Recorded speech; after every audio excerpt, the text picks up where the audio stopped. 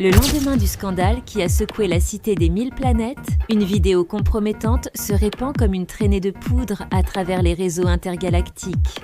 Les habitants de cette métropole cosmopolite, autrefois unie dans sa diversité, se retrouvent plongés dans un climat de suspicion et de méfiance généralisée. Valérian et Laureline, les agents spatio-temporels chargés de maintenir l'ordre et la paix dans la cité, sont confrontés à leur plus grand défi à ce jour. La vidéo en question, dont l'origine reste mystérieuse, semble impliquer des personnalités haut placées dans un complot visant à déstabiliser l'équilibre fragile entre les différentes espèces qui cohabitent dans cette mégalopole spatiale. Dès les premières heures de la matinée, les écrans géants qui ornent les façades des gratte-ciel futuristes diffusent en boucle des extraits de la vidéo scandaleuse. Les passants, qu'ils soient humains ou extraterrestres, s'arrêtent net dans leur course, les yeux rivés sur ces images qui menacent de faire s'effondrer tout ce en quoi ils croyaient. Dans les quartiers résidentiels, les voisins qui hier encore partageaient des moments de convivialité se regardent désormais avec méfiance.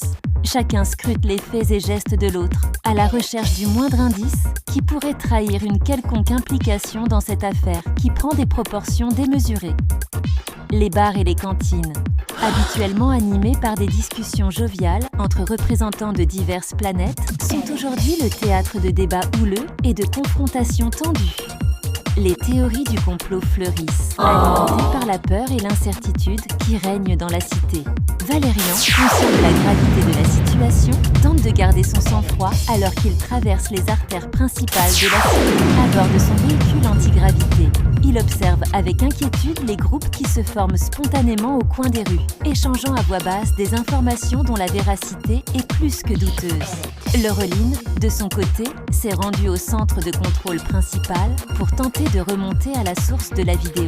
Les techniciens, submergés par le flot de données qui inondent leur système, peinent à identifier l'origine de cette bombe médiatique qui menace de faire imploser la cité.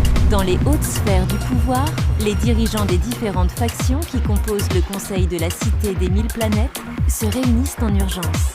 L'atmosphère est électrique, chacun accusant l'autre d'être responsable de cette fuite qui pourrait bien sonner le glas de leur alliance millénaire. Les marchés financiers intergalactiques ne tardent pas à réagir à la nouvelle. Les cours s'effondrent, entraînant dans leur chute des fortunes bâties sur des générations d'échanges commerciaux entre les mondes. Les spéculateurs s'en donnent à cœur joie, pariant sur l'effondrement imminent de l'économie de la cité. Dans les bas-fonds de la métropole, les criminels et autres marginaux voient dans ce chaos une opportunité en or. Les activités illégales se multiplient, profitant de la désorganisation des forces de l'ordre mobilisées pour gérer la crise. Valérian et Laureline, conscients que le temps leur est compté, unissent leurs efforts pour démêler les chevaux de cette conspiration. Ils savent que derrière cette vidéo se cache une vérité bien plus complexe et dangereuse que ce que l'on veut bien leur faire croire. Alors qu'ils enquêtent, ils découvrent que certains de leurs plus proches alliés pourraient bien être impliqués dans cette machination. La confiance, déjà mise à mal par les événements, devient une denrée rare, même entre partenaires de longue date. Les médias, toujours à l'affût du moindre scoop, alimentent la frénésie collective. Les journalistes, humains et extraterrestres confondus, se livrent une guerre sans merci pour obtenir des informations exclusives, quitte à relayer des rumeurs non vérifiées qui ne font qu'attiser les tensions. Dans les écoles et les universités de la cité, les professeurs tentent tant bien que mal d'expliquer la situation à leurs élèves. Comment maintenir l'unité et la tolérance quand le doute s'est immiscé jusque dans les salles de classe ?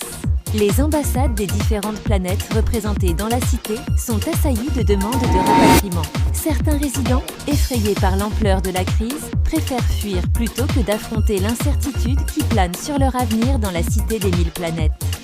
Les services de sécurité, débordés par l'ampleur de la tâche, peinent à maintenir l'ordre. Des manifestations spontanées éclatent aux quatre coins de la cité, certains réclamant la vérité, d'autres appelant à la démission des dirigeants impliqués dans le scandale. Valérian, au cours de son enquête, se retrouve confronté à des choix cornéliens. Doit-il révéler certaines informations au risque de compromettre la stabilité de la cité ou garder le silence pour préserver une paix qui semble de plus en plus illusoire? Laureline, de son côté, fait face à des dilemmes tout aussi complexes.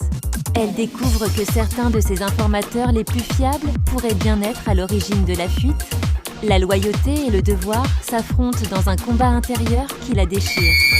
À mesure que la journée avance, de nouvelles révélations viennent s'ajouter au scandale initial.